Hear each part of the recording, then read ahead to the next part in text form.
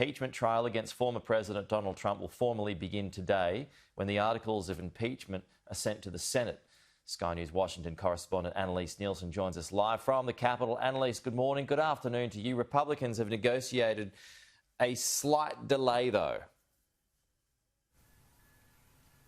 A slight delay, but the formalities will get underway at 7 p.m. Washington time. That's when the articles of impeachment will be formally transferred to the Senate. But with the senators even sworn in as jurors, the actual trial won't start to take place for at least another 2 weeks. That was negotiated in the Senate by Republicans who wanted at least some time to prepare the defence brief. Now, there is quite a split in the Republican Party at the moment over whether they should continue to fight the impeachment or allow it to happen. If he is convicted in the Senate, President Donald Trump would then be liable to then have a separate vote that could preclude him from running for office in the future. And that's what the main incentive has been for some of those more traditional Republicans, but also the Democratic Party, of course. So this is where it's going to start to get interesting too about exactly what evidence is brought forward. Donald Trump's last impeachment trial lasted 21 days. This one's set to be much shorter, with most of the facts not in dispute. The main question about what President Donald Trump's role was in inciting that mob that then stormed the Capitol.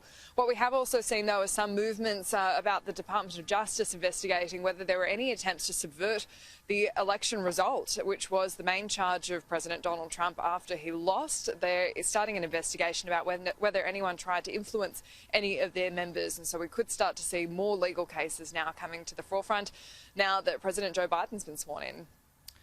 And Annelise, President Joe Biden has issued more executive orders. He's been busy reversing some of Donald Trump's more controversial policies. Which has been an interesting approach because the Democrats were very critical of Donald Trump using so many executive orders and not engaging with Congress. The point, though, to be made is that most of these executive orders from Joe Biden are reversing the executive orders from Donald Trump. But we've seen a few today. The most notable has been the reverse on anyone being accepted into the military for who is transgender. The Biden administration has reversed that military ban. They've also enacted a Buy American manufacturing boost to prioritise government spending on US-made products. And there's also been a proclamation, not strictly an executive order, but reducing travel through COVID, and that's stopping non-citizens coming back into the country from some hotspot areas and enforcing stricter quarantine. But the main one that's really been grabbing headlines has been this new transgender military ban being overturned. We've seen the Biden administration being quite proactive on this front, even changing on the White House website for forms when you submit. There are now more gender options to be more inclusive, the Biden administration says, and they say this is an important part of keeping their election promises. Basis of gender identity, and for those transgender service members who were discharged or separated because of their gender identity, their cases will be re-examined. President Biden believes that gender identity should not be a bar to military service, and that America's strength is found in its diversity. America is stronger at home and around the world when it is inclusive. Of course, the COVID response is the main game in town because the number of COVID deaths in the US has reached over 410,000 people now. This has been really at the heart of most of these executive orders. But Joe Biden has caused a bit of controversy with one comment on Sunday here, US time, where he said that the actual trajectory of the COVID pandemic in the US is set on a course that they really can't do much about.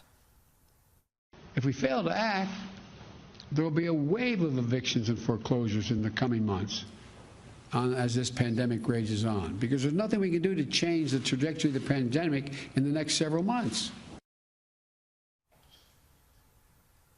Now, this is counter to what we heard pretty consistently from Joe Biden during the election, that he was going to be the president to stop that trajectory rising. So the question will be whether that was a bit of a misspoken issue or whether that is actually new evidence that is before the president in his capacity. But, Pete, the other bit of history being made at the weekend was the dogs of the first family moving into the White House, Champ and Major.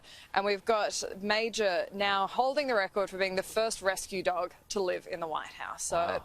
Bit of a nice story in a pretty grim time in America. Yeah, was that what they referred to as the dogguration, Annelise? There's some reference to that.